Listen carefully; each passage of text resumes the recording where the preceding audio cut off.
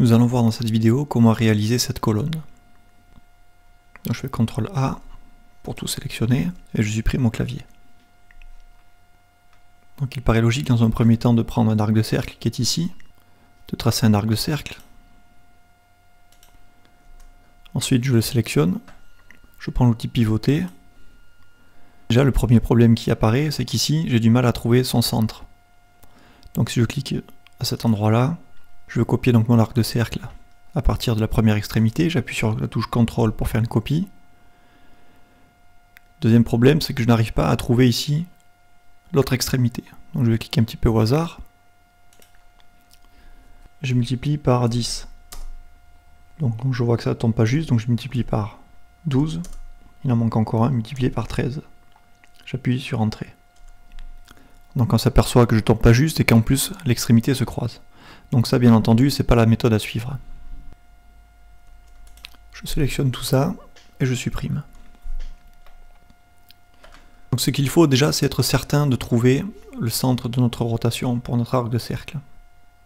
Ensuite, il faut être certain que notre arc de cercle puisse retomber, une fois la copie effectuée, exactement sur la fin de l'arc de cercle. Pour cela, on va utiliser le cercle et on va commencer à se prendre ici sur l'origine. Je clique et je reste donc sur l'axe rouge et je clique à nouveau pour déterminer mon cercle. Donc je vous rappelle qu'un cercle est composé de 24 segments, donc 24 côtés, et notre colonne n'en comporte que 10. Donc ne pas oublier de taper 10 S et de valider par entrée. J'aurai dorénavant un cercle composé de 10 segments. Il ne me reste plus qu'à prendre maintenant l'outil arc de cercle, de cliquer sur l'extrémité, la deuxième, et de poser mon arc. Je sélectionne maintenant mon arc de cercle, je prends l'outil pivoter, je me mets sur le centre de rotation, j'appuie sur CTRL pour activer la copie, donc de cette extrémité là à la suivante. Et là, je multiplie par 9 pour fermer ma forme. Donc on voit que les copies n'ont pas créé de face ici. Donc il y a deux solutions. La première, c'est de tracer un trait comme ceci pour fermer et le faire de même ici. Ou bien j'aurais pu sélectionner l'ensemble de ma forme, aller sur Outils, sur Utilitaire et créer une face. À ce moment-là, il me remplit automatiquement toutes mes formes vides. Il faut maintenant que je prenne la gomme et que j'efface chaque arête. Donc là, c'est une méthode qui fonctionne, mais qui est un petit peu plus longue. Donc une autre méthode plus rapide. Donc je reviens en arrière pour cela.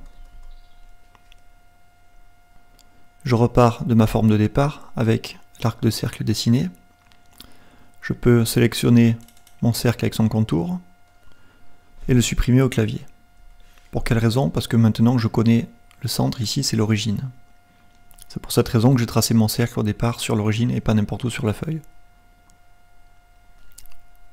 Je sélectionne maintenant mon arc de cercle parce que je vais le copier, ici pivoter.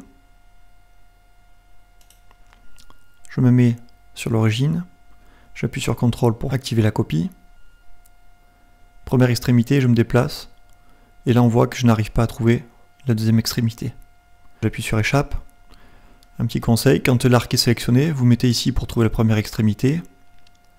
On se déplace sur la deuxième, l'inférence est reconnue, donc dorénavant je vais pouvoir cliquer ici, activer la copie avec CTRL de cette extrémité à la seconde. Là je multiplie par 9. Ma forme est fermée. Comme tout à l'heure, elle n'est pas remplie. C'est pas grave, j'appuie sur espace. Première solution que vous connaissez déjà, c'est sélectionner l'ensemble, aller dans Outils, Utilitaire, créer une face. Je reviens en arrière. Deuxième solution que vous connaissez aussi, on prend l'outil trait, on zoome et on repasse sur un segment déjà existant. Il ne me reste plus maintenant qu'à prendre l'outil pousser-tirer et à créer ma colonne.